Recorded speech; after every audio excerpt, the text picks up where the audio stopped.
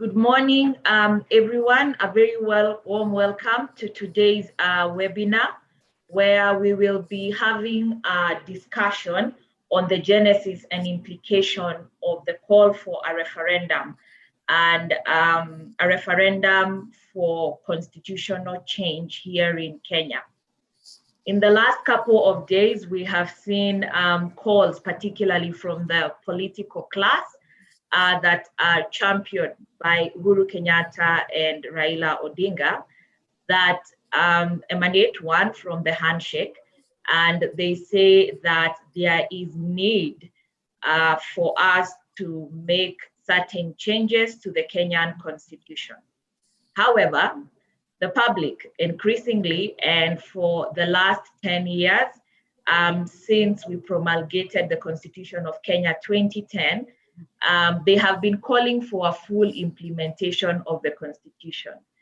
In the last 10 years, a number of people, institutions have conducted an audit of implementation of the Constitution, and most of the audits show that the implementation of the Constitution has not been up to the mark.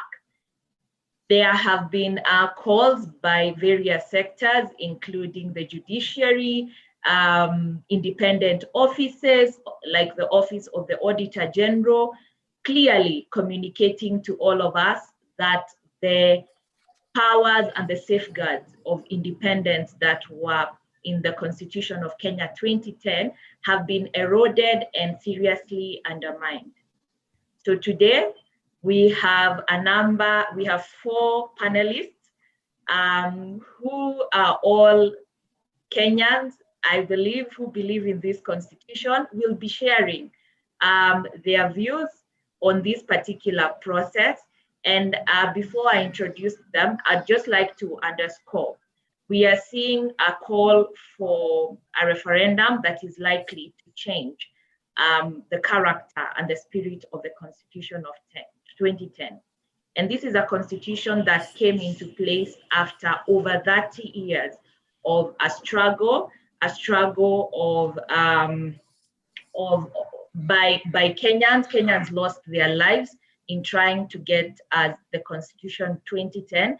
The Constitution had very, very many concessions. In the panel today, we have people who are part of that Constitution making process. I was not particularly part of that, but I like to say that in my student days, I survived by conducting civic education around the draft constitution. So I read it before, and then I think my tamaking days were funded by payment of being a presiding officer for the referendum. So I believe I have made a contribution enough. So today we'll have four panelists. We will have Dr. David D. Dr. David D is a public intellectual in Kenya. He is an economist, but most of us like to say that I think he should have just become a writer, because he feels the Kenyan media with his writing, deconstructing ideas, deconstructing people, and you're not sure what hour of the day he will embark on that particular process. He's also a political strategist who has strategized for a number of political parties, and that is a cause that he still believes in. Lately, he has been calling on everybody to come forward and claim political power and deliver the transformation that is required in this country. Karibu sana, Dr. Ndege. Secondly, we have Eva Mutua. Eva Mutua is a member of the Energy 6, a group of people who've been championing for human and consumer rights. They are known for the campaign Switch Off KPLC, a very bold and courageous campaign that took on parastatal and a corporate that we like to say is very linked to the organs of power in this country.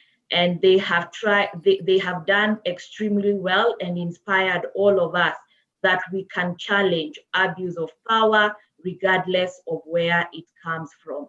And as a result, increasingly, she calls herself a determined citizen because she's actively taking up her responsibility as a citizen in the Republic of Kenya. We have Bishop John Wakafu, who is a bishop, a presiding bishop of the Abba Gospel Church, a member of the Evangelical Alliance of Kenya. He is the National Secretary of Kenerera. This is the Kenyan Association of Religious Leaders Living and or affected by HIV. He's the national chair of the Kenya Christian Forum, and he's a member of the Executive Council of the Interreligious Council of Kenya. He's also a certified international mediator and contributes to national to governance debates in the country. Finally, we have Roslyn Odede. Roslyn is an advocate of the High Court who is senior enough to be on the shortlist for the next Chief Justice of Kenya. She is currently a member of the Council of the Law Society of Kenya. You will recall she was the top candidate in terms of scores during the appointment of the chairperson of IEBC, and she served as the vice chairperson of the Magistrate and Judges Vetting Board, which was part of ushering much needed judicial reforms after the promulgation of the Constitution 2010. So those are our very, very, very rich discussants who we will be interacting with in the next 2 hours. This particular webinar is organized by a team of civil society organization and citizen. These organizations include Inuka Trust, Inuka Nisisi, Kenya Human Rights Commission, Uraia, ICJ, Crown Trust, CRECO, among Kenya Tuitakayo Movement, among others. And they've been part of a process that has been calling for Tekeleza Katiba. And therefore, if you want to continue, if you're interacting with us either directly on the Zoom link or the YouTube link that has been shared, let's take the conversations to Twitter as well. The hashtag is hashtag Tekeleza Katiba. To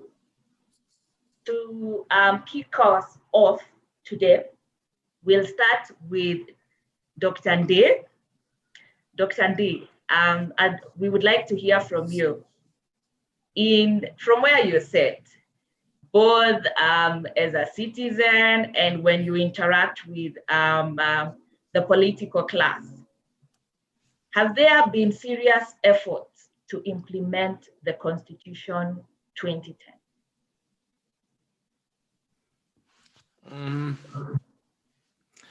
Thank you very much. Let me start by saying I find that issue of implementing the Constitution problematic. Because I take the view that constitutions are obeyed. Your first obligation is to obey it. So there's a tendency to look at constitution as programmatic, and there's really nothing programmatic about it. The president, when he is elected, is so as to obey the Constitution. Yeah. And if you look at the very critical, there are some institutional things, institutional setups that would need to be operationalized. Yeah. But if you look at the key elements of constitutionalism, they really do not need implementation. Respecting human rights does not need implementation. It simply means that you desist from abusing human rights. Yeah. Respecting the independence of the judiciary does not need implementation. It means that you desist from interfering with the judiciary. A free and fair election is not a difficult thing to do. It simply means that you desist from subverting or otherwise interfering with the election, or otherwise not complying with election law and regulations. So far from not implementing the constitution, what we have seen is not errors of omission, but errors of commission. We have seen people who were represent the very interests that we passed this constitution to try and change. What we have is clawback and counter reform, very deliberate clawback and counter reform. So it is not like people have been passively refusing to implement the constitution. They have been very aggressively trying to dismantle it. And this is not the first time. We had an independence constitution, as legal scholars have said, that the independence constitution, like any other, was supposed to transform the state, the colonial state, which was a sort of repressive administrative state without sort of participation and legitimacy with the citizens, who are then subjects of the crown.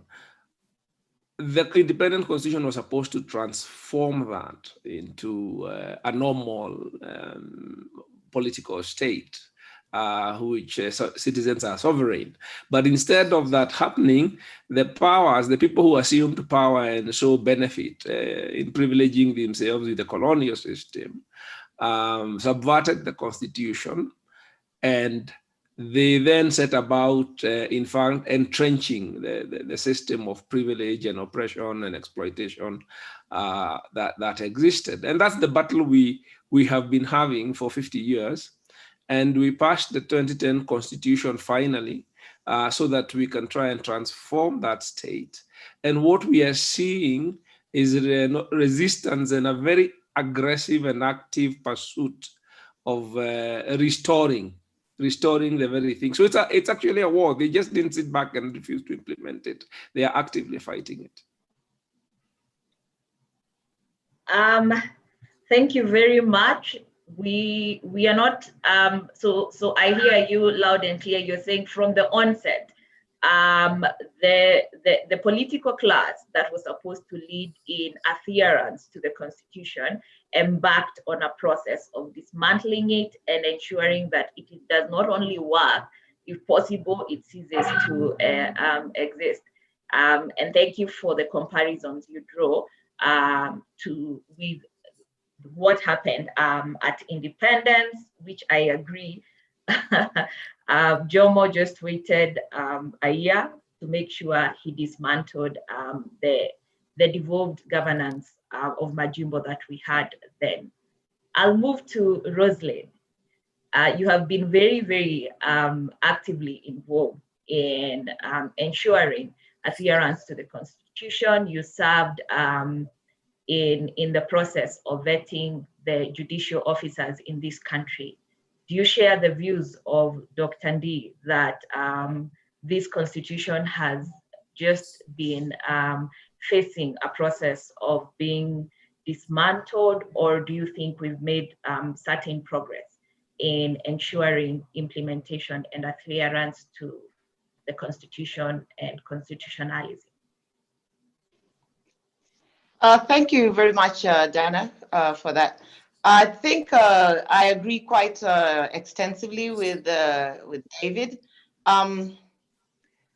Yes, constitutions are to be obeyed and not quite implemented, but obeyed. But if you look at our 2010 constitution, there were certain steps towards also implementation, like setting up new institutions and stuff like that, which I think to a great extent has occurred. We set up the institutions, but we've mutilated the same institutions by failing to now adhere to obedience to the Constitution.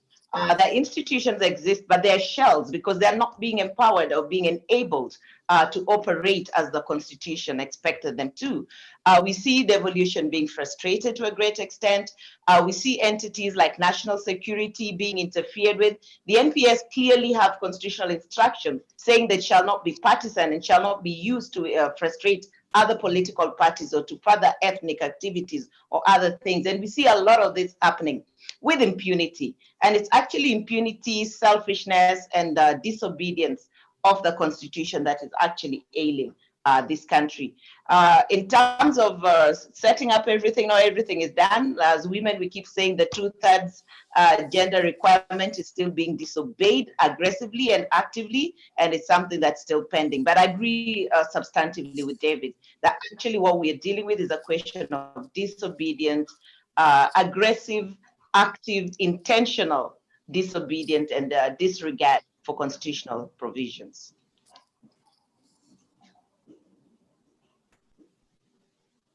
Thank you very, very, very much for that. Again, concurrence that if that there's a deliberate attempt to disobey and ensure there is no interference, and you make a very good case that even the little space we had for implementation of the Constitution by setting up institutions that would usher the new era of constitutionalism in Kenya, they were set up half-heartedly, and as a result, right now they are being frustrated and their value being caused to diminish by the day. I moved to Bishop John. The religious leaders were part of the campaign to ensure that we had a new constitution. They were very, very, very very committed to the process through and through. They spoke their mind. They took positions in the two referendums that we had before we got to the Constitution of Kenya 2010. After 2010, they became quiet, but recently we've heard their voices. What do our religious leaders think about the state of obedience to the Constitution of Kenya currently? Thank you so very much. Well, I don't know whether I would agree with you that the religious leaders went quiet, because even in silence, they are talking on their knees and they are praying. And we've had our own internal discussions, and we believe it's important for us to look back and see whether we are still online or we have derailed. And the word is the Constitution. I would liken it to the religious books that we have. I, as a Christian, the Bible, and the Bible is a living document. Just like the Bible, the Constitution is a living document, and we have to live by it. If you do not live by the Bible as a Christian, then you are out of order, and there are ways of um, looking for you and trying to talk with you so that you can reform. The nation of Kenya, we gave ourselves a beautiful document, excellent. But are we living by it? Are we going by what we give to ourselves? The answer is a mixed yes and no. And the no part is a little bit discouraging, because this living document wants us to have a good environment for ourselves and posterity. But when we do not follow after what we give ourselves, when we move in impunity and do things that, uh, and our children are watching, then there is a big question whether we are following after what we agreed to follow, or we need ourselves to be reprimanded, we need to be reconciled, we need to be brought together. And in the religious setup, we have had the Dialogue Reference Group. This is an organization that came together to work with the nation. We know as religious leaders, we have a prophetic voice, and we have goodwill that when we speak, we have in our constituency a lot of Kenyans, in fact, 85%. And so we've come together. And last week, as we celebrated the 10 years, we had a scorecard and we were looking at it. And truth be told, it's a bit disappointing. It's a bit disappointing about living by and within the living constitution that we give to ourselves. I don't think we have been doing it, and the repercussions could be very dire. And as religious leaders, we are still asking that we this document that we give to ourselves, we follow it, we live by it, we obey it, so that we can have the peace that we have been looking for, and have a nation that is moving forward. Thank you. You had said you'd give it a score of a yes and a no, but I think from your sentiment, what you've said, you're largely saying we are not living by this document, and you liken the Constitution to the holy books that ought to guide us, define our behavior and our character. And in that regard, you're also saying we are doing very, very badly in terms of following and adhering to the Constitution. Eva, Yes. are you still determined to ensure that we can, is it possible from your determination to get this country back on track of constitutional adherence? I believe so. I believe it is. I mean, coming after all these great minds that have gone before me, I keep asking, what is it that I can add? But I think, I believe our Constitution, in a nutshell, the preamble is our guiding light. It talks about honoring, being proud, respectful, committed. And are we committed to having for instance, the sovereignty of the citizen in place? Yes, the Constitution is a dynamic document. You know, it is a living document which we must adhere to. But we have seen, shall we say, the executive, for lack of a better word, have its knee on institutions and individuals. So you find that if we, in chapter 1, we talk about the people being sovereign. And what is sovereignty? And if we are sovereign, why is it then this constitution that is talked about, world over as being a really great document, then why are we not feeling it at our individual levels? Why are we not feeling it at the institutional level? I read, I believe it must have been last week or the week before, an interview that the former Auditor General had given. And he said, he found that he was seen not as an ally of the government, but one who was actually, what would I say? The government saw him as one who was interfering with his processes, and that was not his work. So he says he was unable, many times, frustrated, but he was just doing his job. And I find that is something that is, so why create the institutions if we're not going to give them the independence? We're not going to allow them to fulfill their mandates. So I feel we're lacking in that. But does that stop us from, does that allow us just to, make us sit back and not move forward? No, we can't. because Kenya is, you know, as Bishop said, we have those who are behind us, who are looking at us and really, you know, what is our legacy? What is, you know, what is it that, you know, would we be counted as having stood up for the things that are right, the things that are fundamental? But, you know, what happens is when then a knee is on your neck, fear creeps in, but we mustn't allow fear to prevent us from doing what is right. Okay, wow. Yeah.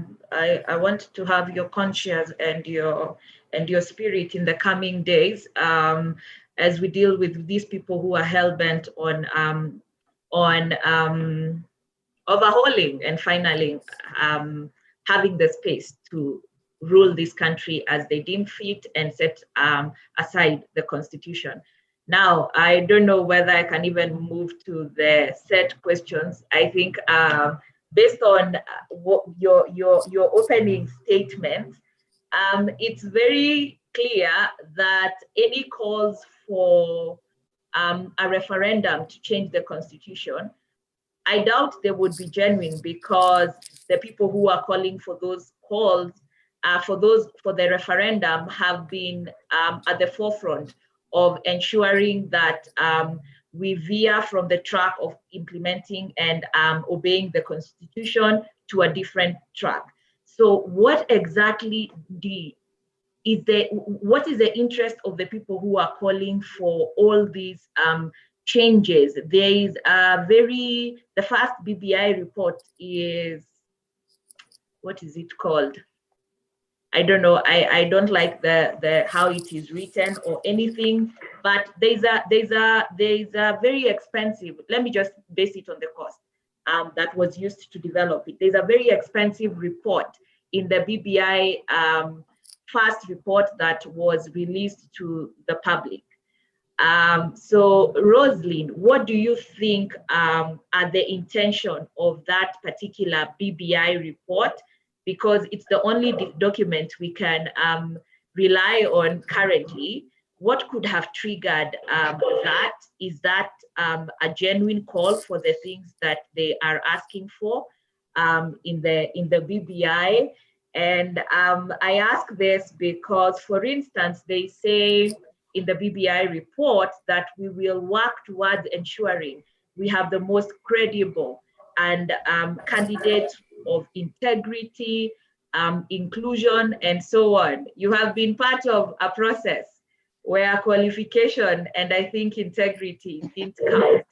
So what exactly is the interest of the people driving us towards BBI and a referendum?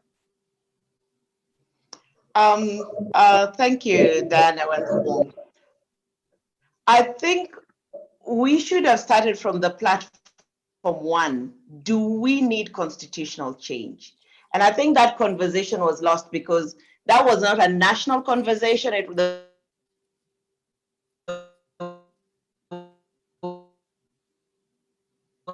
no national consensus on the issue. So that what then drove or precipitated this BBI process towards constitutional change, it was not around Kenyans' needs, it was a political exchange and process between two people. So that the BBI process was actually a selfish process driven by two people towards achieving a goal that would make them happy if it's possible, every time there is an election. So the rest of the 9 agenda items, I think, was slotted in to try and please and hoodwink Kenyans, that this is a Kenyan process. This is a process that will be achieved to make all Kenyans happy with this constitutional change. But there was no conversation at the beginning by Kenyans to come and say, do we need constitutional change? And had we said yes to that question, the next question would have been, so what is the process going towards getting to constitutional change? Have we really audited the constitution as Kenyans so that we know what we want to do? And then what is the process? This team that was elected, was it a national process? Was there open tendering and procurement for the BBI team? No, they were handpicked again. That is not Kenyan already. That is a team. These are people belonging to a certain people. And therefore they were responding to a mandate given to them by people who wanted a certain answer. So Diana, this process is surrounded in opacity. There's a lot of secrecy. Right now we hear the team has worked, disbanded and gone home. We don't know why. We do not know what is that in that report. In fact, we need to exercise our Article 35 rights and get that report out. But I don't even know whether it has the acceptance amongst all Kenyans, because the entire process was shrouded in illegality, if I may call it that. It doesn't have the we the people in it. And the constitution is based on we the people. It belongs to us. But this BBI process is not a we the people process. And that's my biggest problem with it. I have a feeling the first report did not answer the principles in terms of how they wanted power shared exhaustively. And that's why the term was extended and a sham kind of public participation being carried out, taken over by the political class and some dance parties and some reggae that was eventually stopped, thank God. So you could see that the answer they wanted in the first BBI report was not there.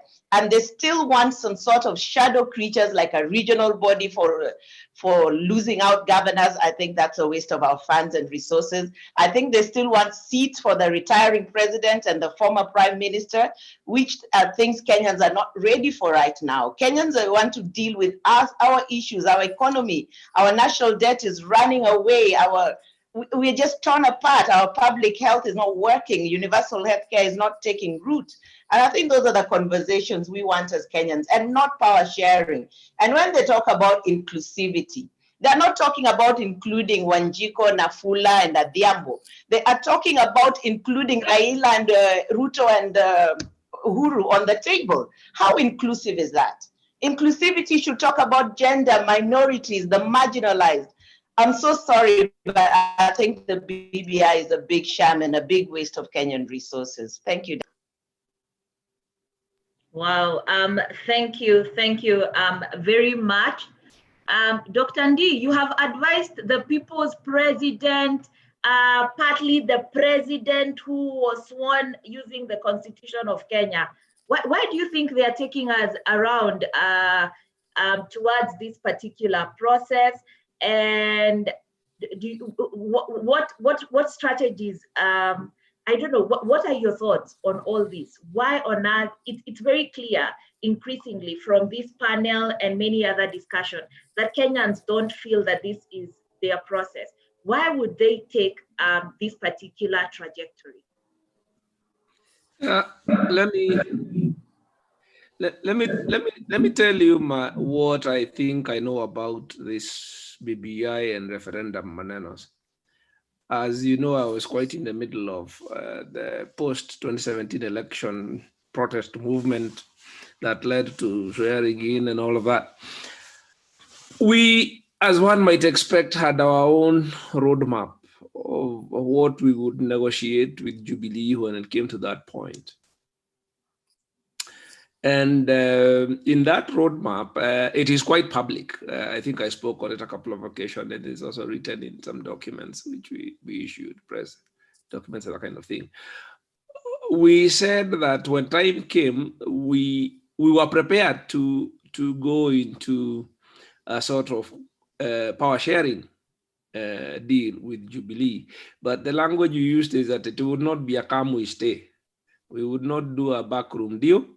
We were going to do it in a way that is approved by the people. Because if you recall, we were going back to 2007, if you recall that the National Accord was actually entrenched in the Constitution at the time, which only required parliamentary approval. This time round in our new constitution, to change the structure of government would have required a referendum or some approval by the people. That's the spirit of our new constitution as well as the letter. So we said, when we get to the table with Jubilee, our position is that we should share power, form a transitional government, and pursue the electoral reforms and the constitutional sort of implementation, if I sort of could use that word. By that I mean to address the sort of systemic election failure that we have been experiencing since 1992. Because we're not going to be a democracy until we solve the transfer of power problem. And that's what we are very insistent, we are calling electoral justice. So our roadmap was that we would form a transitional government because we believe we won the election. We were going to make a concession that we share power as long as we address those things so that we come, by the time we come to 2022, we would have finished our time, Raila and Uhuru would retire, and we would midwife a sort of new dispensation through a free and fair election. That was sort of the main element of our roadmap. So in that context and conversation, a referendum was something we were going to do so that Kenyans can approve that power sharing.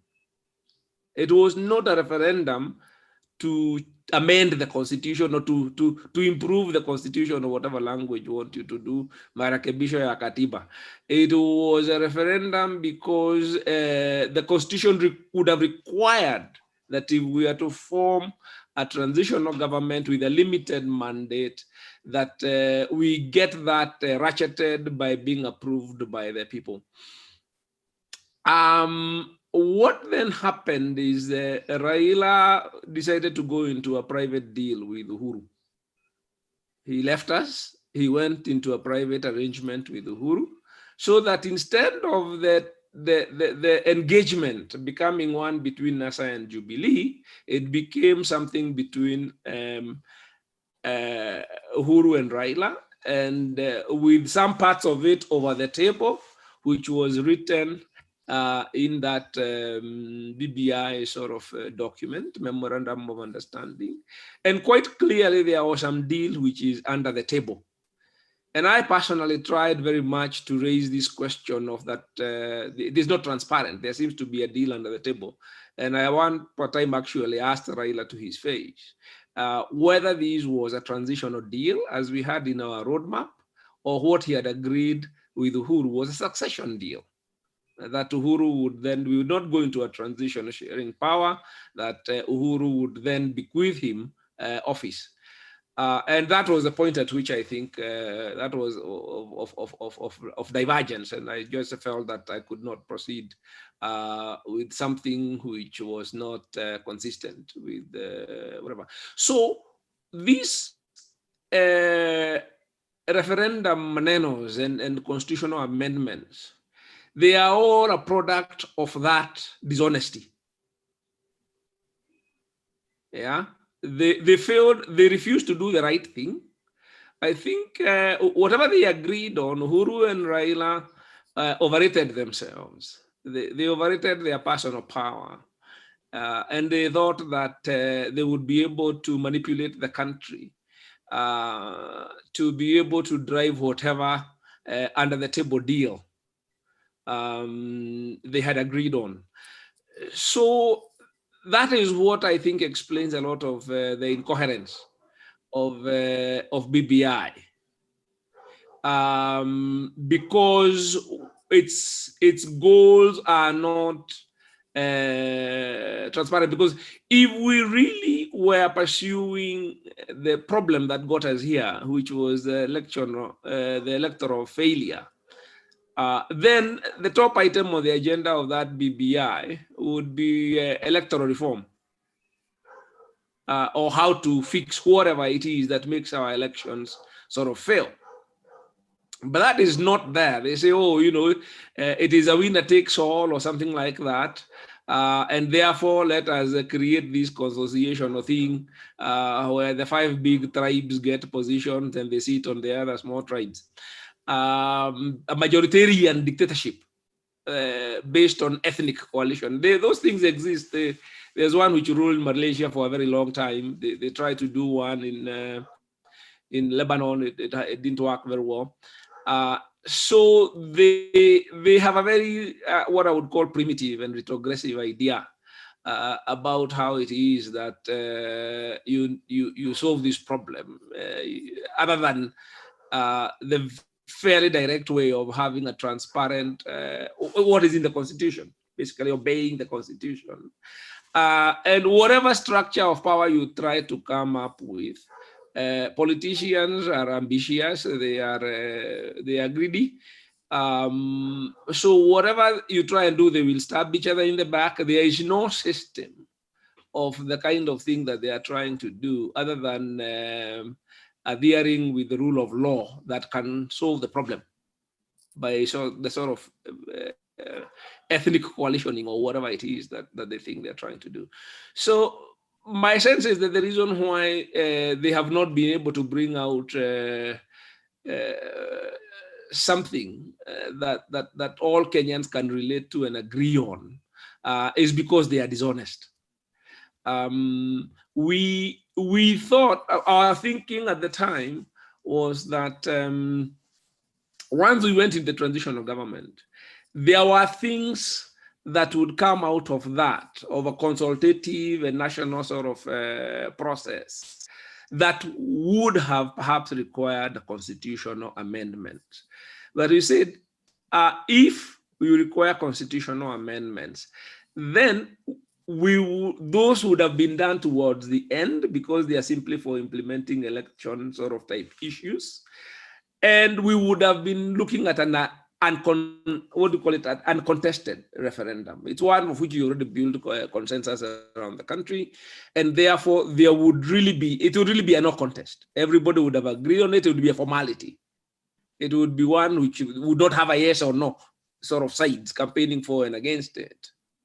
And to achieve that, then you could not have achieved that by then Raila Odinga more or less going into government and trying to drive out William Ruto.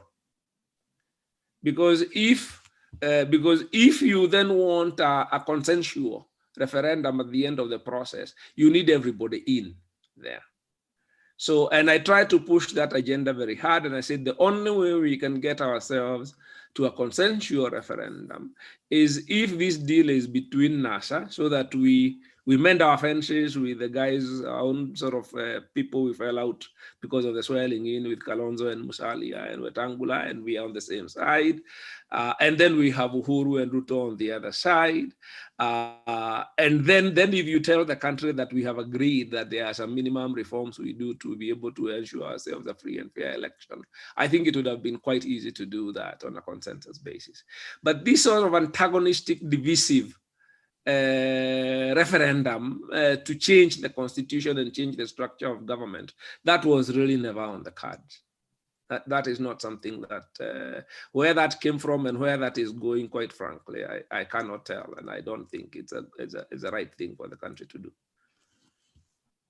Wow, thank you very much. So clearly, from the fact that Kenya, actually, I think we've only had one election that had a clear winner, the 2002. All our other elections here in Kenya have been inconclusive, and that has led to the antagonism we see during the designated period for a certain declared winner to rule. And I do agree, we really need to address the question of electoral justice in Kenya if we are to make any progress.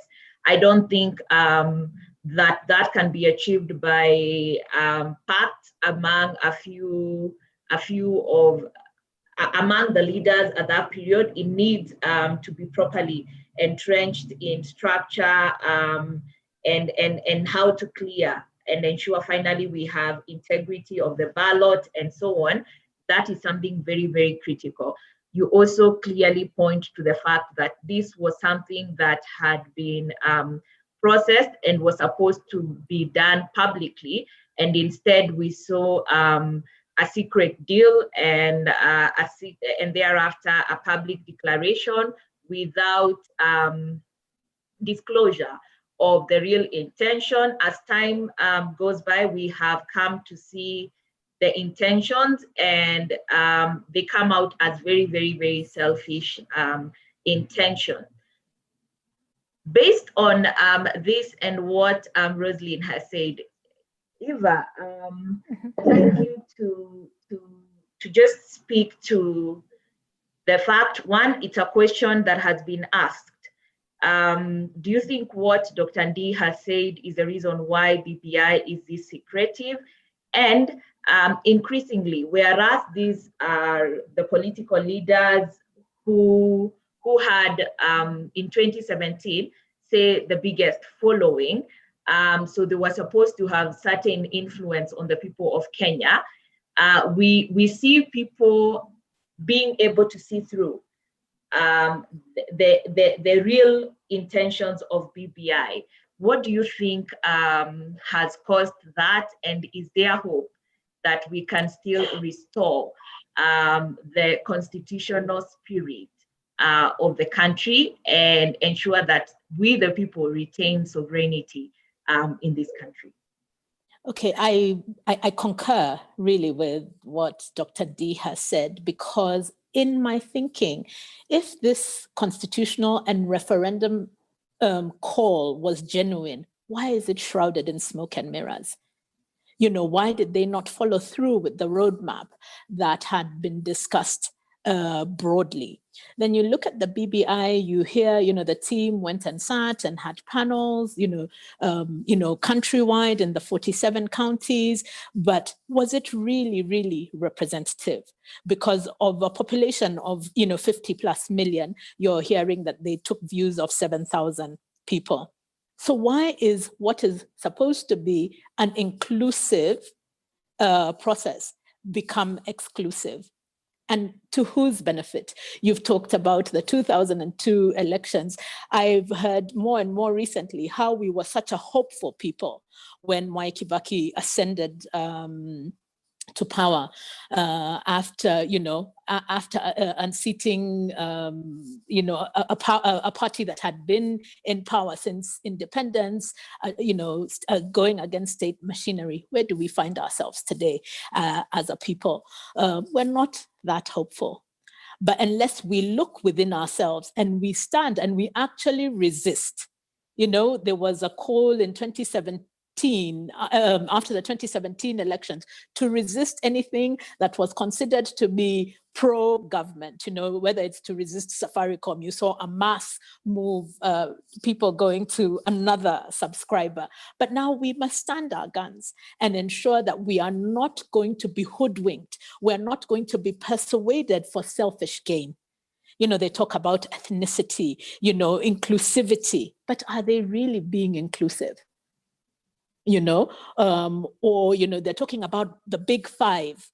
But what about the other smaller tribes, and communities in the nation? Is it always going to be about the big, and then the interests of the other ones are left behind? So for me, I don't buy this thing, it's only going to cost 1 billion. It's not a lot of money. I'm a COVID survivor, and I had to go it alone. Yet we see all these millions that were, that have been stolen. And so I am privileged to be employed, to have been able to, had the home-based care and everything. But what about the common wananchi? What about that person on the ground who is being told to, isolate in a small space in a family of 10? Yet money was given, to ensure that people wouldn't be sleeping hungry. Our public health system would be providing. But you see, like Dr. Amot saying, we came up with the home-based care because caring even for somebody, who doesn't have serious, who is not seriously sick is 70,000, then you go up to 300,000. So instead of government taking care of the citizen, we've gone back to having to bear the burden ourselves. But this constitution making, which, I don't feel that, I'm not against change, because, if you remain static, you die.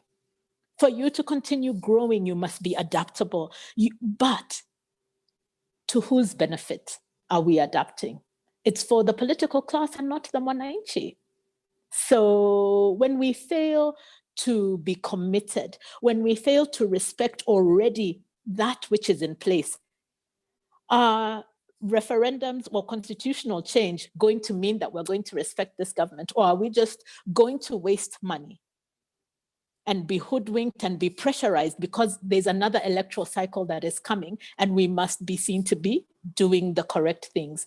You know, if it's so important to have this referendum, then why not have it together with elections so that we can save costs? Because elections must happen in 2022 and then be implemented after. But, you know, if it's just about position, if it's just about self, and self not being the mwananchi, it's about the leadership, then I have a serious problem with it. But we have got to show these leaders that we are the ones, the power belongs to us as the people. And we must be committed to remaining hopeful, but also resisting anything that is about just leadership. Thank you very much. I hear you that the people of Kenya can see through the lies, and increasingly because they have been left on their own through and through, even during this particular COVID-19 period, then the level of wokeness and scrutiny is higher, and they will now increasingly call out the ruling class to make sure they do what is right. In the chat section, Martin Wanderi on YouTube highlights the fact that the issues of changing the constitution have their origin as way back in 1960, when the 60s, when Jomo Kenyatta mutilated the constitution and made himself into an imperial president. But I do recall this particular process goes way back, because we inherited the constitution that was written for us in London. Our LegCo walked out from the first point Eliud Matthew was appointed. Everything was off. And based on Jomo Kenyatta, the ruling class in Kenya has been oriented to a culture of a centralist state, an autocracy. So when the Constitution of Kenya 2010 introduced separation of power, reduced and accountability even for the presidency, this is part of what we have increasingly seen being resisted, and a push to take us back to what we were running away when we were trying to become independent state. So the roots of colonialism and our forefathers remain. To our attendees, please feel free to post your questions in the chat section. We'll open a plenary after the next round of questions.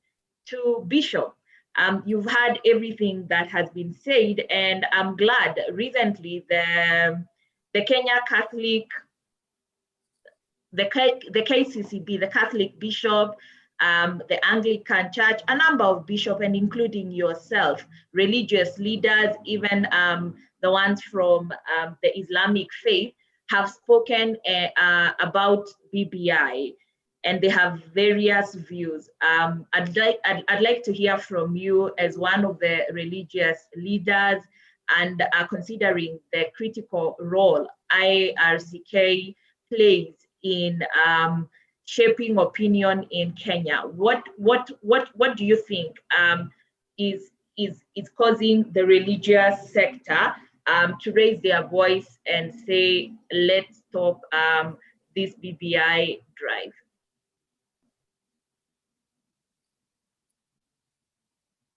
Thank you so very much. Actually, the Interreligious Council of Kenya, in it has about 9 major religious formations, and this includes KCCB, NCCK, EAK, OIC, Seventh-day Adventists, the Hindus, and from that group, there was a group that was formed called Dialogue Reference Group, and Dialogue Reference Group works with Kenyans and answers or rather intervenes in such times as when the nation is at a crossroad.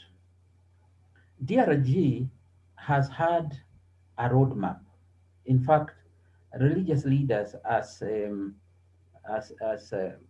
the office of prophetic voice, they had seen this, and we sat and casted scenarios, and we saw and we documented it very clearly that if there was any amendments that were to be done, it should have been done 2019. Now we are thinking of amending the constitution, and it's late. And the kind of advice we were offering at DRG, we had come together and scrutinized our political world and the constitution, and we came up with 7 areas that needed to be looked at critically. That was electoral reforms and justice. The second one was constitutional and institutional reforms that could have been made on time, not rushed like the nation and people are feeling right now. Then there was a question of national cohesion. There was, of course, the concerns about corruption. Economy and service delivery was another area. The other area that we felt then that needed us to critically look at was the security reforms. And these 7 areas that we felt needed to be looked at were put together into document. And as we were going on in Ufungamano, working very well with timelines, then BBI showed up. And when BBI showed up, personally, on a personal level, I was happy because when I looked at the points that they were looking at, they had lifted our 7 points into their document. Now, in other words, they took our child and felt that now they are going to involve us, we are going to work with them. This is our baby. Unfortunately, it was not so. Fungamano was set aside, that is, DRG was set aside, the religious leaders were set aside. And so they took our baby, and it is very hard for you to know what to do with your neighbor's child. You may take a child and bring him or her into your family, but it will be hard for you to know the genesis of this child and how to bring up this child. So again, like my fellow panelists have said, BBI is shrouded with secrets. I want to say this, and this is now from my personal point of view. The handshake was on a Thursday, and 4 of us were in that big house. What do you call it? Yes, and we were there for 4 of us, religious leaders, and we stayed there for 4 hours, trying to talk with our good people and bringing scriptures together, saying there is need to sit on a round table, and we prayed. In fact, we were requested to pray. That was in Harambe House, and we prayed. Then the following day, handshake. After that, we know what has happened. Um, it took us by surprise, and it is. Why don't we know the inside story? Why don't we work together and include everyone? And the DRG, the Dialogue Reference Group, they have been meeting in the daylight.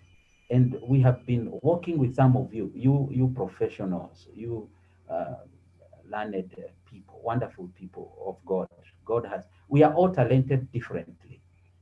We have talents, we have skills, and some of you have the money, or you know how to raise money. Sisi tuko tu na Biblia, and we are on our knees praying, and we thank God for that office that He has given us. So, what do I think? I think this is not the right time, because when you are hungry, three states, that of hunger, anger, and tired, you are not supposed to make a permanent decision. When you are emotional, like we are, like one of the Sister Eva, and sorry for being a victim of COVID. I think I also got it, but I'm not very sure because I did at home. Um, yeah, so when you are tired, you are hungry, you know, people have lost their jobs. Even the church, the offering and the tithes are not coming. And even after the door has been opened, I don't know where our congregants went. They are not coming. So is this the right time to make permanent decision that will affect this nation for years to come? And the answer is no. So to me, I think BBI should look for the religious leaders again and sit down with them and have an open forum. Let's not have any secret. Let's talk and talk and talk. The answer is we talk. I'm very happy because there are people writing in. These are the kind of sentiments and ideas from the people. We, the people, we should have it on the table. And in dialoguing, somebody might be emotional. You might cry, you might shout, but as long as you are talking, there will be a solution.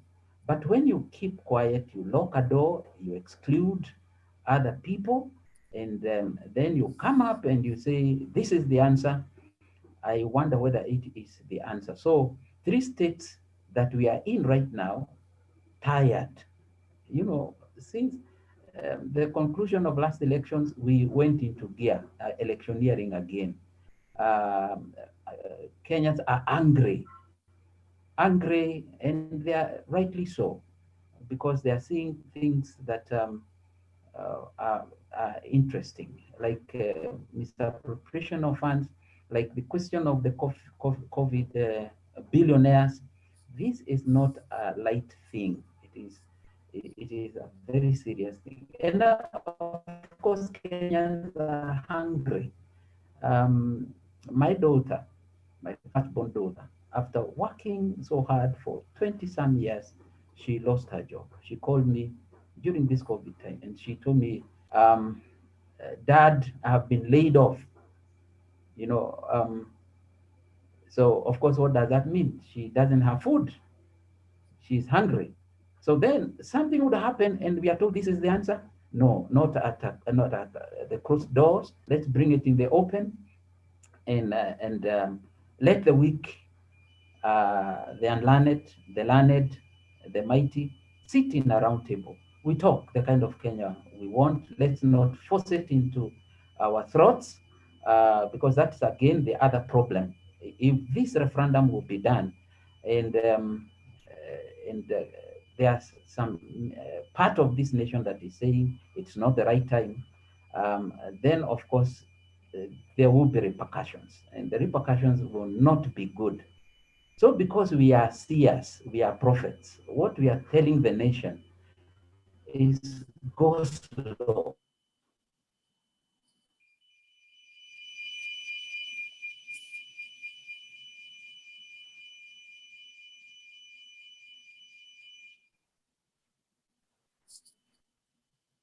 Bishop, I think we lost you somewhere.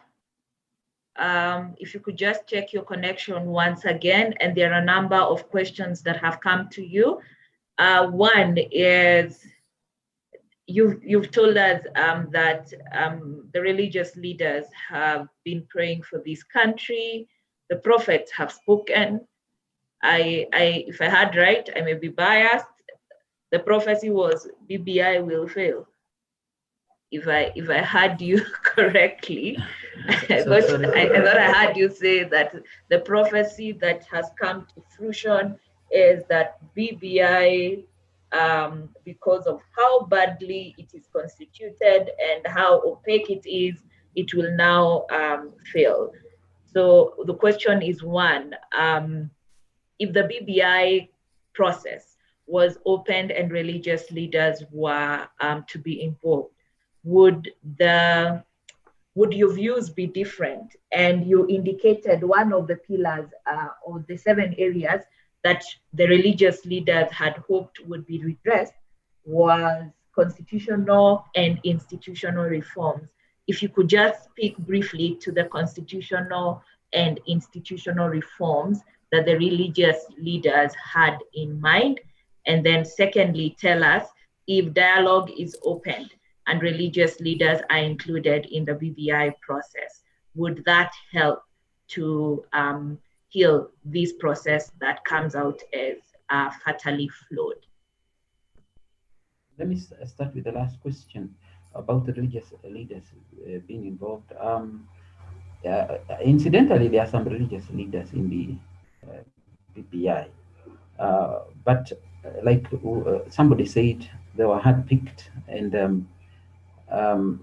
the mother, the mother, that is DRG, just was told to give their reports. So I want to believe that when the actual mother is involved and it's done in the open for the good of everyone, then we could have a semblance of peace, and we could. But then I feel again, it's late in the day. Late in the day. This should have been done from the word go. They could have come to ask about these 7 points that we had raised. What do we exactly mean, and where are we going, and how are we going to do these constitutional reforms? We have a parliament that is endowed with the brightest minds. I mean, in the both Senate and Parliament, and that which does not call for a referendum, it can be done. The amendments can be done in Parliament. Other than wait, and it should have been work in progress. And then there are institutions that again, they have the cream of our experts. They should be strengthened. By this I mean and respected. All the commissions and the arms of government. For example, the judiciary.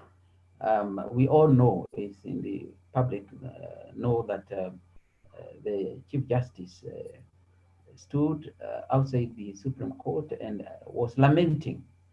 And that is where the religious leaders come in, because, and of course, the public. We have to listen. What is he saying? Is it worth to be listened to? And what can be done to rectify the problem that he is facing? EACC is also a very important commission. They too, at one time or the other, they would lament as well. So we strengthen these institutions, and the parliament has, in fact, one of its duties is to look at the laws that need to be amended, and then have public participation. They should not do it without reaching out and listening again to what the people are saying. So we can have some answer. I don't want to sound frustrated, but that is where the hungry, the tired, and angry are right now. And so we need a therapy.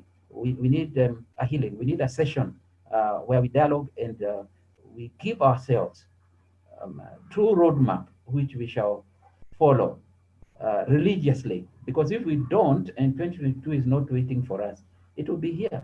Look at our IBC. Um, when we were talking about electoral reforms, we were seeing our scenarios had shown us great anomalies. Are they ready for an election? They say yes, but we know the truth. We know exactly what is in that house. Thank you.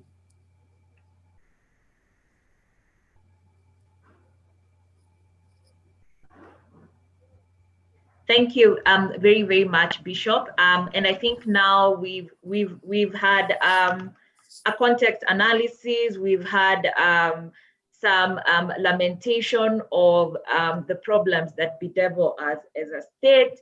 We've also had from the panelists that we've always aspired to have a transformed state. There's a question coming in from an anonymous attendee, and this will go to Dr. Ndii, and I'll link it with the next steps. If we are to get a transformed state, we have maybe not a referendum coming up, 2022 elections, and with what has happened recently, all the scandals, the clawbacks, even I think petty pushback. As when you have certain powers, you'd be expected to push back in a certain way, but pushback has been has become extremely petty.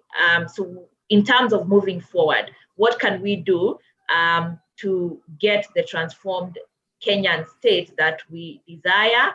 And Dr. Ndii, as you respond to this, there's also a question that corruption scandals that surround the government have reached and are around the president's family, including Mama Ngina, who has long been mentioned in all manner of scandals, including poaching of elephants.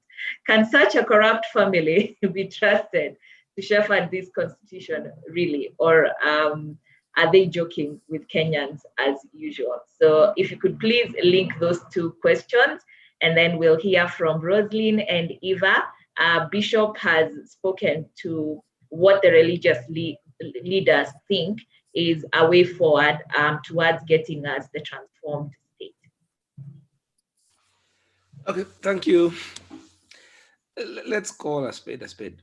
When Jubilee took over, the first thing that they tried to do was to pass on some security laws whose implications would have been to abrogate the Bill of Rights.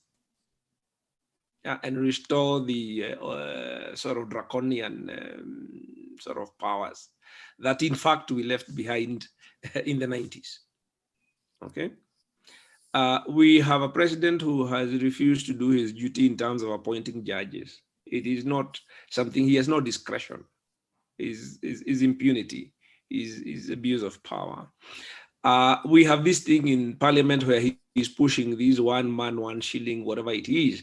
That is an abrogation of the public finance principles, the underlying, what you might call a very fundamental part of our constitutional bargain, which is equitable society and equitable development. And that has been one of the major grievances of the state perpetuating inequality, particularly geographical inequality and marginalization and exclusion. So there is no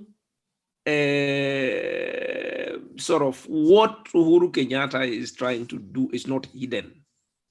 He is trying to dismantle the constitution. So, and restore the status quo, because he and his family are the biggest, they are the sort of, the main beneficiaries or the sort of this sort of what to call the ancient regime.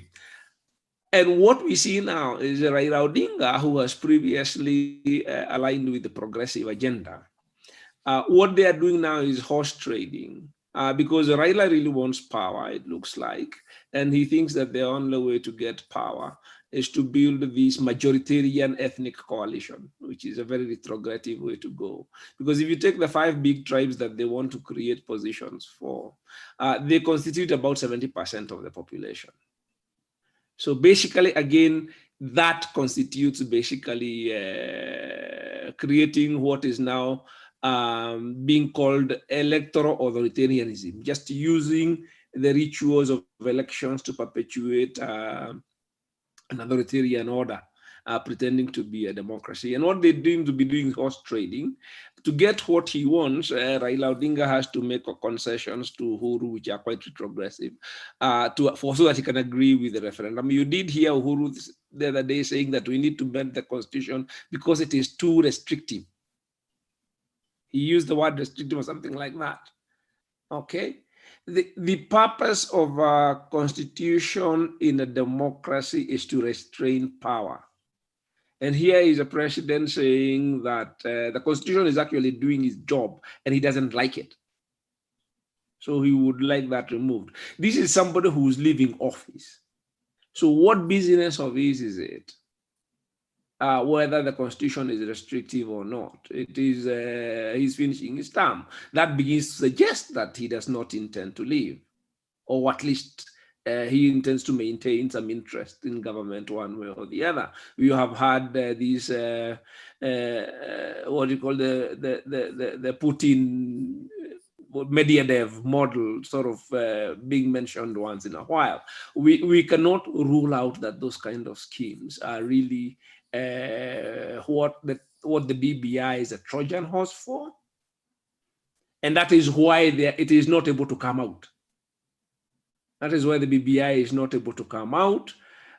We saw a very brutal takeover of the National Assembly and the Senate, perhaps so that they can drive whatever legislative change they want. And I'd like to think that the whole thing of assault on the judiciary is to prevent the judiciary from interfering with them if they decide to use extra-legal methods to pursue what extra constitutional means of pursuing their pursuit of power. So what does all this add up? I think it adds up to the fact that I think the first imperative for Kenyans in exercise of their sovereignty at this point in time, given what we are seeing, is to defend the Constitution. We cannot risk giving these people a chance to open up the Constitution because they don't have clean hands. They are not doing it with clean hands. There's a principle which you used a lot. I've been involved in parliamentary reform and modernization for quite a long time, almost going to 30 years now, including amending standing orders and updating the standing orders. And one of the principles that is applied there is that the standing orders of parliament, the rules that you change now, do not apply to that particular parliament. They will only come into force in the next parliament. Yeah. So as to avoid conflict of interest. So because as I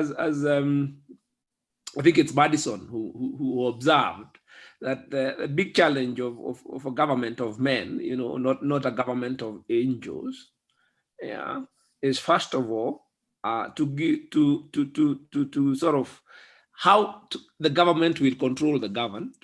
That's the first job, to ensure that the government control the government.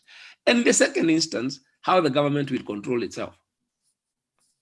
So government controlling itself then becomes a very fundamental problem. And that's one of the devices for saying one of the way to do that is to make sure that parliament cannot make rules, that particular parliament which it is a beneficiary of, because it can change the rules, subvert the rules. So you do things for posterity. So applying the same, I think we should apply the principle that if we are to change the constitution, it should come into force after our term of office, so that you are not doing it to your own. You cannot be changing the rules for yourself. So, and what we are seeing now is people who want to change the rules, especially Raila Odinga. He wants to change the rules so that they can favor himself in terms of putting together an election coalition, ethnic coalition. Yeah, and that should be completely unacceptable. On that basis alone, the fact that the people who are driving this are political beneficiaries of the changes that they are pushing, that should be sufficient for us to resist it. So even if we need other changes, that particular objective is nefarious and completely unacceptable. So the first duty of bringing is to resist any change of the constitution by people who are pursuing their own power agenda. Number two, the second thing we have observed is that the lesson that we have learned from this constitution since 2010 is that the change that is most aligned with empowering the people is devolution. As the moderator said, we know that these people want a centralized state, and that's what the colonial state was. So our big political contest in Kenya, the real ideological cleavage in Kenya, is between people who want to centralize power, people who want power to be exercised at the center, or the people who want to rule us from the center, and Kenyans ruling themselves from below. So where should power reside?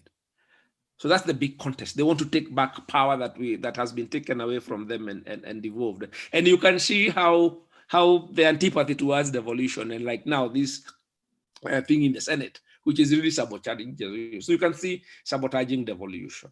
So in that regard, I think the next thing that then I think imperative of transformation is very radical devolution, more of the same. So but not by dint of people who want to use the constitution as a Trojan horse.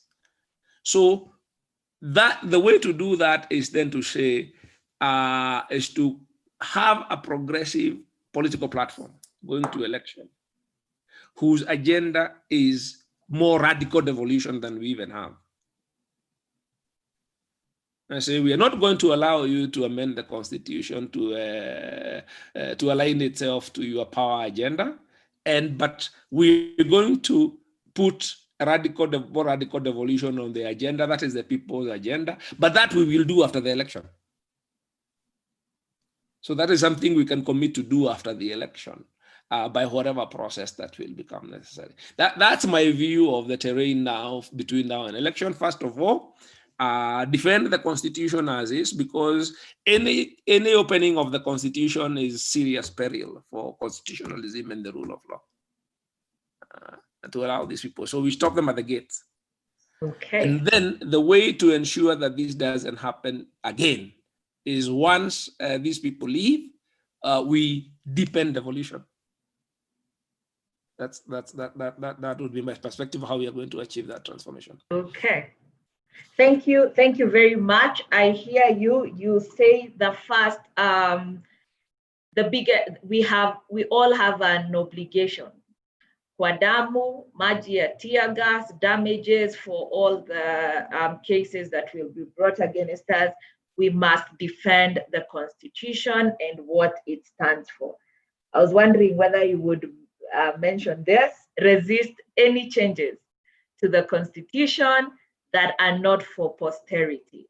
And if they're to serve the people who are currently in power, or somebody is designing the Constitution to favor themselves rather than the people, then that must be resisted by all means necessary. Then you're also challenging us that one of the things that we have benefited for is devolution, devolving power, devolving resources. That has been a very good thing for the people of Kenya, but it has been a pain, particularly for the political elite who aspire for the office of presidency. The only way to counter this is to have higher ideals than even those that are provided for in the Constitution, by calling for even more devolution of power and resources. And I believe that would also mean stronger checks and balances, even at the national level, to support devolution and devolved power. So thank you very much for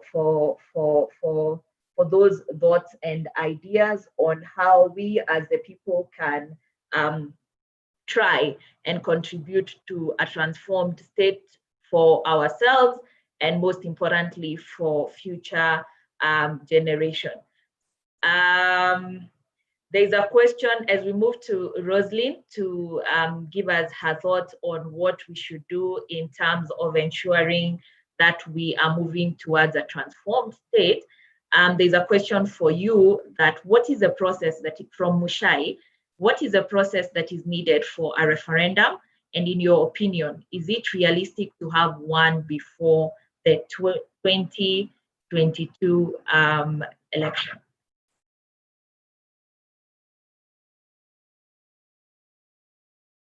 Thank you once again. Let me start by commenting on what Dr. Ndi talked about, conflict and making laws that cannot be used until the life of that parliament has ceased.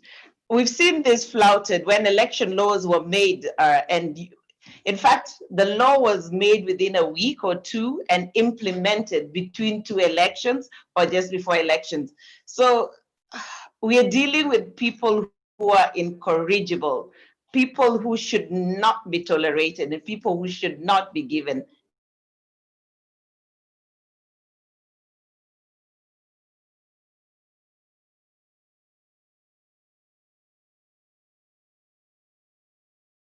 any spaces. I think we as Kenyans need to understand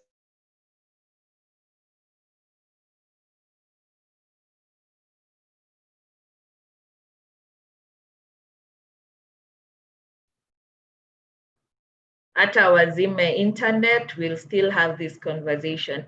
Rosalind, please check your connection. You're breaking a bit.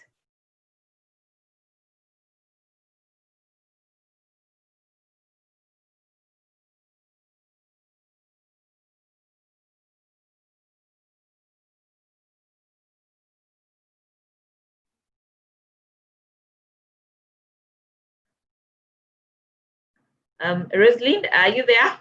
Could we try again? Okay. I'm sure she will join us in a few. Okay. Eva, how do we get the transformed state? And also, what can Kenyans related to this? There has been looting. We are a looted or a looting state. The level of looting in this country is just unfathomable. As we move towards the transformed state, definitely securing social welfare and economic welfare of this country will be critical. So what can we do to get the transformed state and hopefully to start by reducing and finally eradicate corruption and theft of public resources? First, I'd like to say that we have to be able to ask those hard questions, be able to get dug in, to be able to get stuck in. You introduced me as one of the Energy Justice 6. How did I get dug into this process?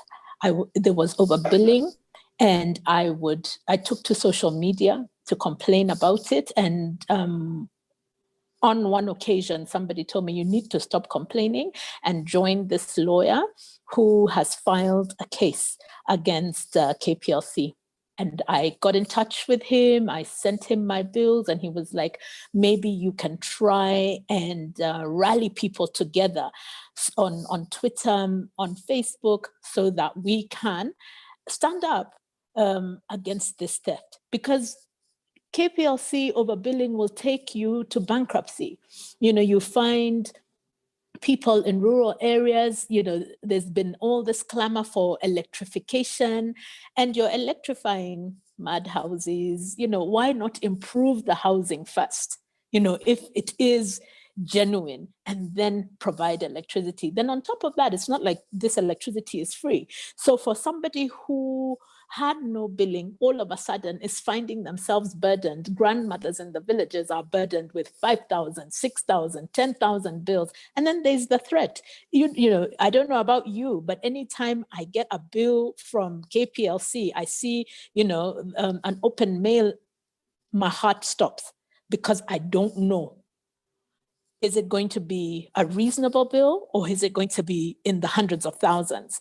And the thing is, if you don't pay, you're intimidated because so you'll find yourself scrambling all your resources to make sure that you pay. So those are the kind of things. So we've gone to court, and it doesn't matter that this is a big monopoly, a big organization. We press on, you know, minds that are of you know, similar thought process, and people, we go to court, we have a lawyer who is doing a lot of this work pro bono, but any money that is raised, we are accountable to the Kenyans who send us this money. We need to demand the same. During this COVID period, we've seen, you know, people talking about food parcels being given. Why are we not using cash? Because cash works. Send to the M-Pesa line. Before I came up for this call, I saw that the UK government, together with the county of Mombasa, is going to, there's a stimulus package of sorts that is going to be sent to the 10,000 families, to ensure that they have rent covered, they have food covered. You know, the thing is, we are not to be trusted as a people. So what's happened is that we need to think outside of the box. And it's not the people that are not to be trusted. It's, you know, it's a cluster. It's a cluster of a few who are gaining for themselves and not for the public. So there's a clamor, there's a push for this referendum. We need to, you know, civil disobedience does not have to be violent. So they call for a rally for us to attend, to go and listen to them, you know, try and disseminate this, you know, the document, you know. So I think it was Mr. Ruto, the deputy president, who once told Waigoro, Kizungu mingi na catwalk. We need to avoid all that. Nobody wants to hear whether it's in Kizungu, whether it's in Kiswahili. So we just stop. We stop going, you know, for these rallies. And, you know, we really push back and we stand up and we say there must be accountability. I saw a young doctor speak during the Kenyatta governor's impeachment at the Senate. And she was like, you know, you employed a professional, but you don't want to listen. You just want to do what you want. So a boldness and a courage has to come from we, the people, in standing up and just saying enough is enough. You know, standing up and saying that we shan't and we won't take this anymore.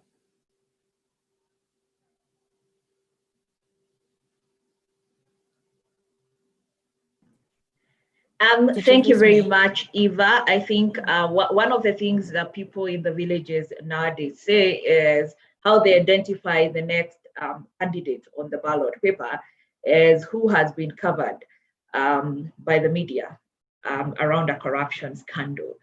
And it is very self-defeating that we are complaining of all this looting, yet it is us who go to their rallies, cheer them on. So we must now stand on values and show them how badly we shun the behavior they have. And I think it's also just a call for adherence and obeying Chapter 6 of the Constitution on integrity, because if we were adhering to that particular chapter, we wouldn't be where we are. We wouldn't need to have impeachment. People would know they need to step aside for certain types of behavior and offenses. So thank you very much. I see Rosalind is back, but as she settles, I will just read some of the comments. Just concurrence that we need to implement the Constitution before making any further amendments. That's from Gure Patrick. Then Joshua indicates that concurs as well that public participation around BBI was improperly done, and it did not embrace the constitutional values. In Article 10, Muridi Mohammed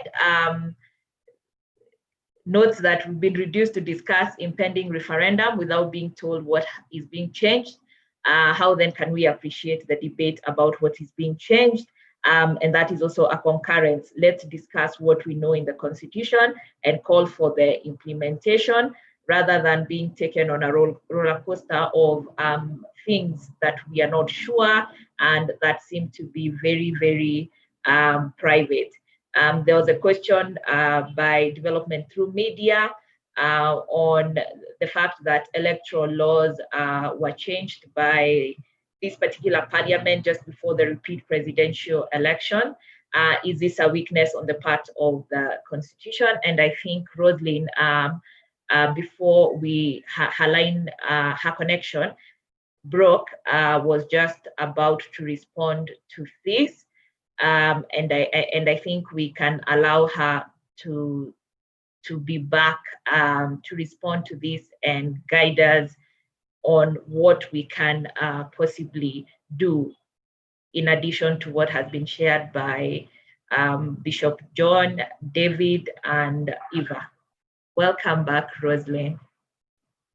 Thank you, and I apologize for that. I'm deep in the village, so some of these things are bound to happen.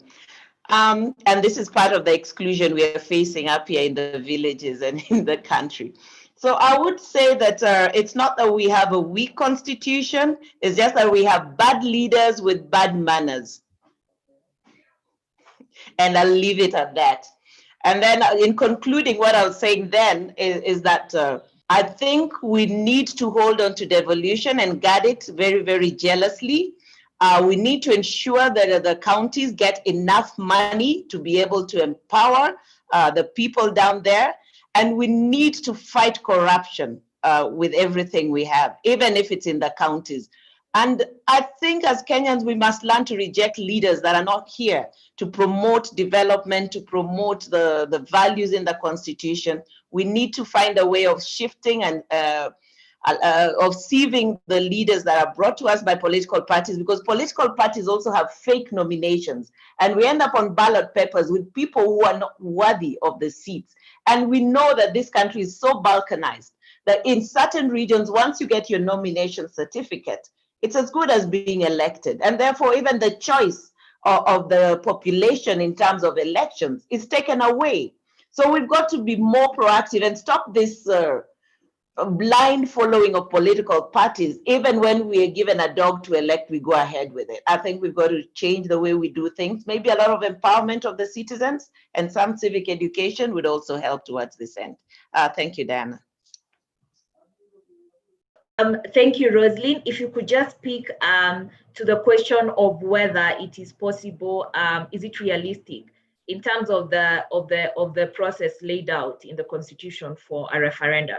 Is it realistic for us to have a referendum before 2022? Based on that process? Thank you. I forgot about that. Yes. I think the timelines are a little too tight now for a referendum immediately or even next year. One, we are in the middle of a pandemic. It's just going to be disruptive to everything that we are facing right now.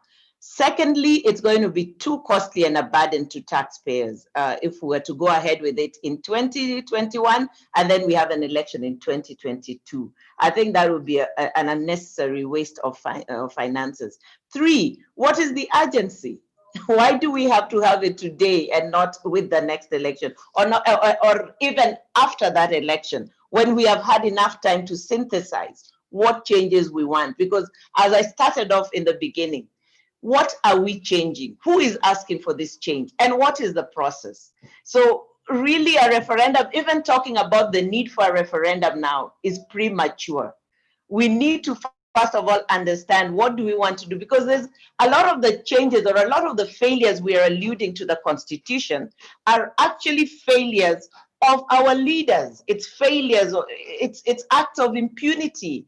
and it's not really a failing of the constitution. We can live with this constitution, I'm sure, if we had leaders who exercise fidelity to this constitution that we have. So I do not think that there's an emergency that is causing us to run to a referendum.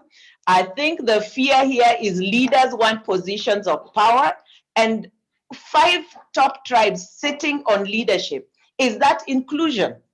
Is that inclusivity? Is that what Kenyans are asking for? We want food on the table. We want hospitals that work. We want to sell our produce in a market. Those are the things we want, very basic things. We want good housing. But we don't care who is the president, if things were working at the bottom. And that's why we go back to devolution. Let structures work for the Mwananchi, and let those other people be policy makers and allow us to run our governments at the devolved units, and let Kenyans feel that they are part of governance and they are part of the proceeds and fruits of things that are happening in this country. So there is no urgency for a referendum. We don't have to do it now. We don't even have to do it in the next elections. Let us do it when we are ready as Kenyans, when we as Kenyans say the conversation is ripe for talking about constitutional change. Thank you.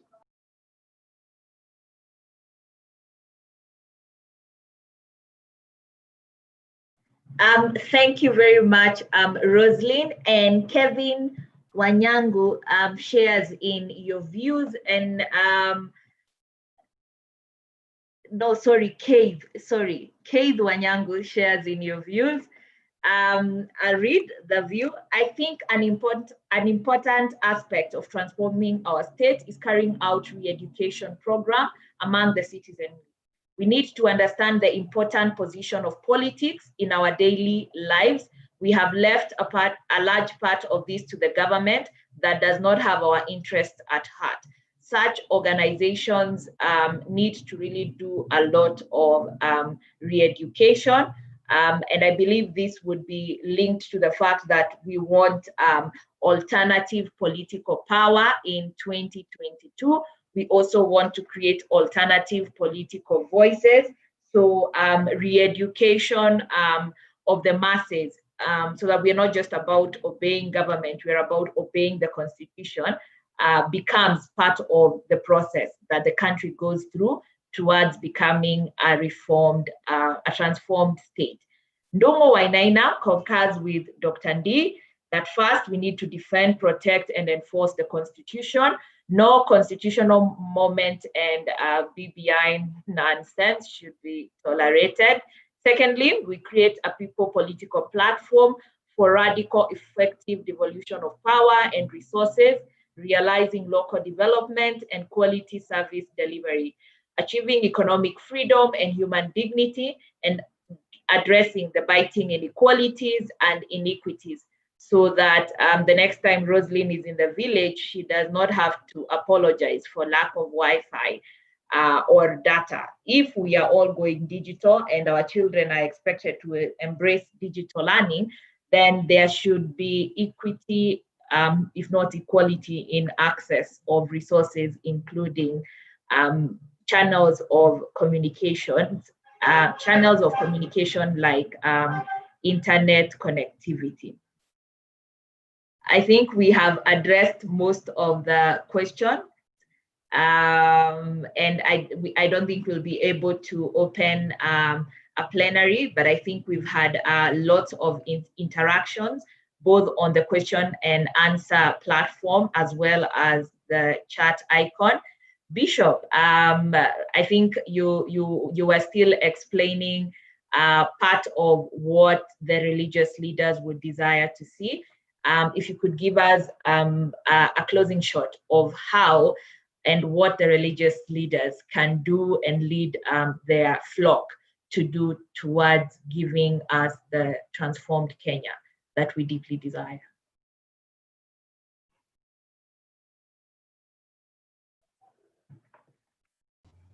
Thank you, Diana. I want to believe courage is the word. We come out to be counted, because if we don't talk, like Esther was told in the Bible, help will come from elsewhere, and she will not be spared. So the religious leaders should walk with their congregants and make sure they point out clear the ABCs. For example, if you are talking of amendment, what exactly should be amended and why?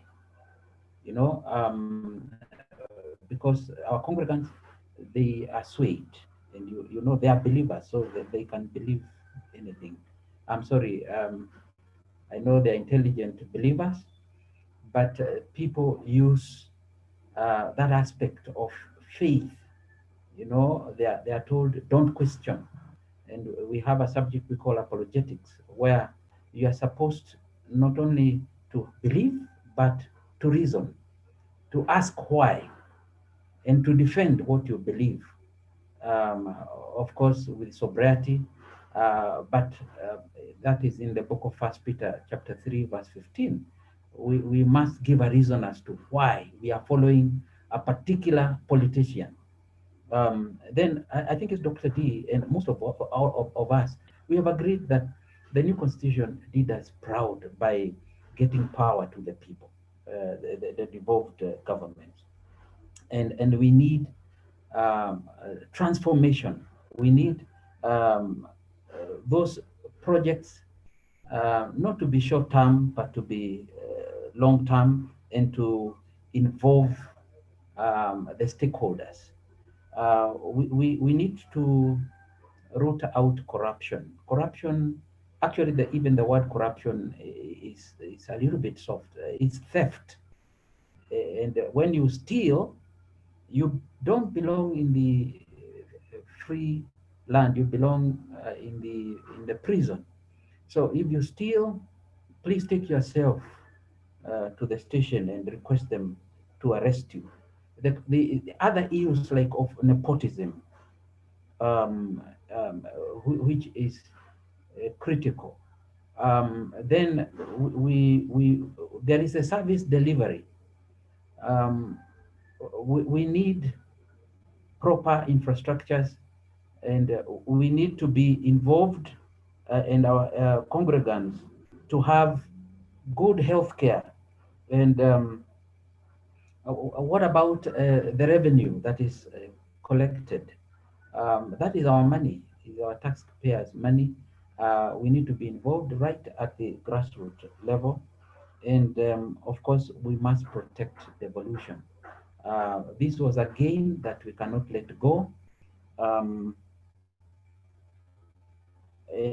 the Constitution um, is a sacred, like I equated it to the Holy Bible. It's a very important document. We cannot just start meddling with it. We need, if there is anything to be changed, proper audit, and there are other things that really bringing forth a lot of concern. For example, the both domestic and intern, that is an issue that is going to bite us. We are rearing a giant, and that giant one day will struggle us, and we will not manage um, to fight it back, because when you owe somebody, you are not free. You are a slave to that person.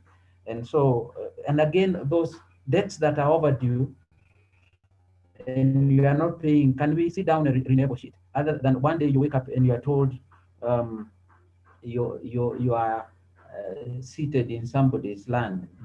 Then there is a transparency in all areas. Currently, we are talking of KEMSA. We don't know who is who, and we are requesting, and there is a directive that in a short while we are going to get all the names of those who are involved in those things. And if their names appear, because we are ethical Kenyans, please step aside. You don't need Kenyans to go to the streets to tell you to step aside. Statements like over my dead body should not be encouraged. I also want to say we will tell our congregants to respect the rule of the law. And hopefully our leaders will also respect the law, Okay. because it is very sad if You insist that your follower should respect the law, and you are flouting it.